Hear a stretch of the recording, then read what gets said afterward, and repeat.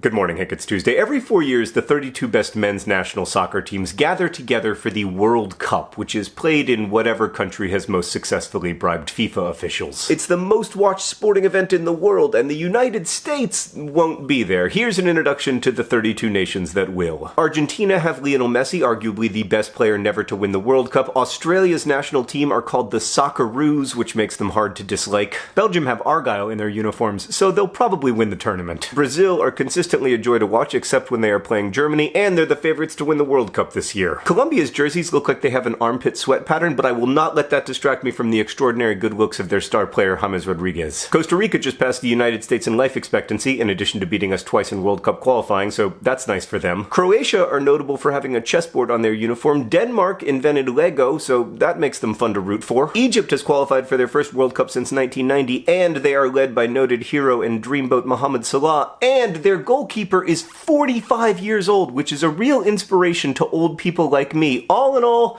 they are my adopted team for the World Cup. England, right, so the deal with England is that every World Cup, all the fans are like, our team isn't even that good, we probably won't even make the quarterfinals, and then they do make the quarterfinals, whereupon they lose, and all the fans are shocked and devastated that their national team did exactly what it always does. France's mascot is a rooster. Also, they're a trendy pick to win the World Cup this year, but they couldn't beat the United States in a friendly over the weekend, so I'm a bit dubious. Germany are very good, and they have a manager who always looks like an aging beetle trying to hail a cab. Iceland qualified for the World Cup despite having a population smaller than Wichita, Kansas. How are we not going to the World Cup? I'm sorry, that is off topic. Congratulations to Iceland, who would be a great pick for my adopted team if it weren't for my undying love for Mohamed Salah. Iran's backup goalkeeper slept on the floor of the pizza restaurant where he worked until signing a professional contract a few years ago. Almost all of Japan's players play professionally for Japanese teams, which is why it's no excuse to say MLS isn't good enough to develop World Cup level players. Mexico are obviously the best team in North America. Also, they have Rafa Marquez, who will be playing in his 5th World Cup. Morocco have a very strong defense, which they will need against Spain and Portugal. Nigeria, meanwhile, have the best kits in the tournament, and if they weren't in the hardest group, they might go far, but they are in the hardest group. Panama have qualified for their first World Cup ever, which is great, and I am totally over the fact that they beat the United States in qualifying. How do you lose to Trinidad? My friend the writer Daniel Alarcon is Peruvian, and their uniform has a sash, and they've qualified for their first World Cup since 1982, making them an excellent choice for your adopted team until and unless you look into these dreamy eyes. Poland are a good long-shot pick to go far in the tournament if their star striker Robert Lewandowski is in form. Portugal have Cristiano Ronaldo, if you're into that kind of thing. I'm sorry, I'm trying to work my way through some of my issues around Real Madrid right now. Russia's hosting the tournament, and I'm not going to say anything else because I am genuinely scared of Vladimir Putin. Saudi Arabia are the biggest underdogs. Serbia has a defense with tons of experience, or put another way,